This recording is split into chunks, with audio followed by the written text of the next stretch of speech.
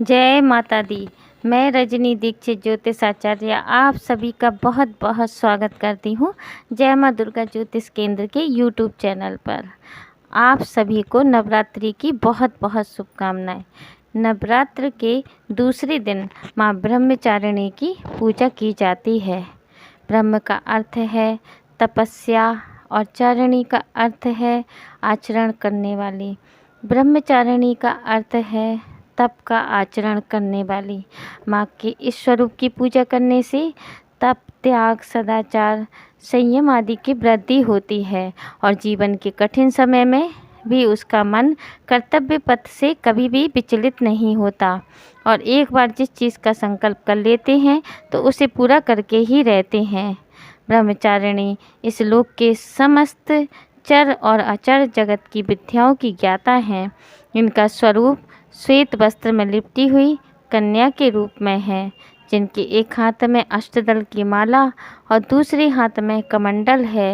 ये अक्षय माला और कमंडल धारिणी ब्रह्मचारिणी नामक दुर्गा शास्त्रों के ज्ञान और तंत्र मंत्र आदि से संयुक्त हैं।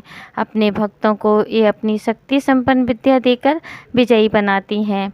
माँ ब्रह्मचारिणी का स्वरूप बहुत ही सादा और भव्य है।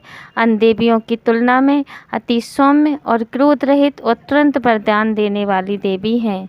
माँ दुर्गा का ये स्वरूप अनंत फल देने वाला है और इनकी उपासना करने से जीवन में ज्ञान की वृद्धि होती है।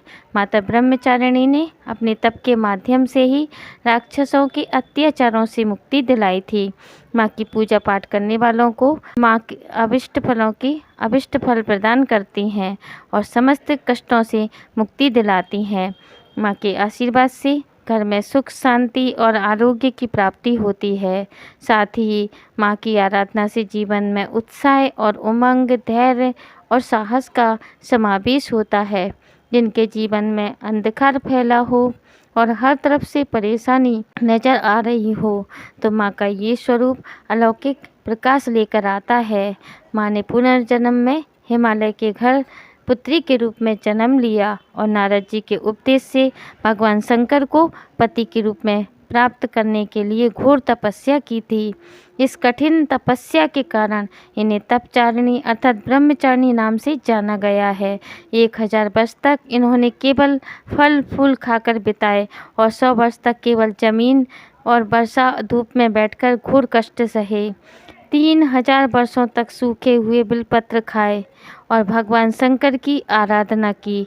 इसके बाद तो सूखे बिलपत्र खाना भी छोड़ दिया।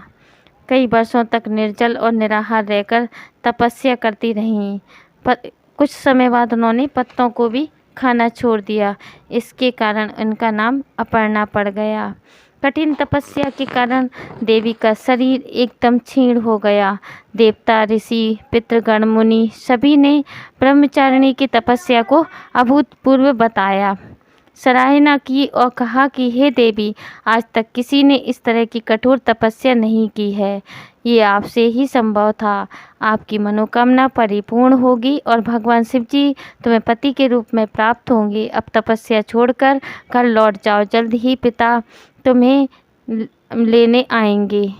माँ की कथा का ये सार है कि जीवन की कठिन से कठिन संघर्षों में भी मन विचलित नहीं होना चाहिए। माँ ब्रह्मचारिणी देवी की कृपा से सर्व सिद्धि प्राप्त होती है।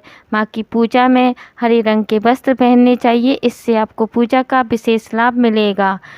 माँ को पंचामृत से स्नान कराएं, गुड़हल का फूल या कमल का फूल चढ़ाएं और वट वृक्ष के पत्तों की माला अर्पित करें। इससे माँ बुद्धि एवं ज्ञान में वृद्धि करती हैं। वट वृक्ष के पत्तों की माला भी अर्पित करें।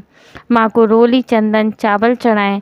माँ को सुपारी, लौंग, इलायची आदि भी अर्पित करें। प्रसाद में शक्कर या मिश्री का भोग लगाएं। इससे माँ दीर्घायु होने का वरदान देती हैं। धूप दीप जलाएं। इसके बाद आप ब्रह्मचारिणी के मंत्र का जाप करें। या देवी सर्वभूतेषु माँ ब्रह्मचारी रूपेण संस्थिता नमस्तस्यै नमस्तस्यै नमो नमः का 108 बार जाप करें और आरती करें। हाथ में एक पुष्प लेकर अपनी मनोकामना बोलें और माँ भगवती के सामने ध्यान करते हुए ये पुष्प माँ के चरणों में चढ़ा दें। ऐसा करने से माँ आपकी मनोकामना शीघ्र पूरी करती हैं। इस दिन ब्राह्मण को चीनी का दान करना बेहद शुभ होता है। तो दोस्तों, यह थी ब्रह्मचारिणी माँ के बारे में जानकारी। आप सब स्वस्थ रहें, प्रसन्न रहें और माँ भगवती दुर्गा, भगवान भोलेनाथ से, भगवान विष्णु की आप पर अपार कृपा बरसे, यही हमारी कामना है। तो आज का वीडियो यहीं समाप्त होता है। कल की वीडियो में फिर मिलेंगे। मेरे चैनल को सब्सक्राइब करें, वीडियो को लाइक और शेयर करें और आने वाले समय में मेरे वीडियो देखने के लिए बेल नोटिफिकेशन को ऑल पर सेलेक्ट करें।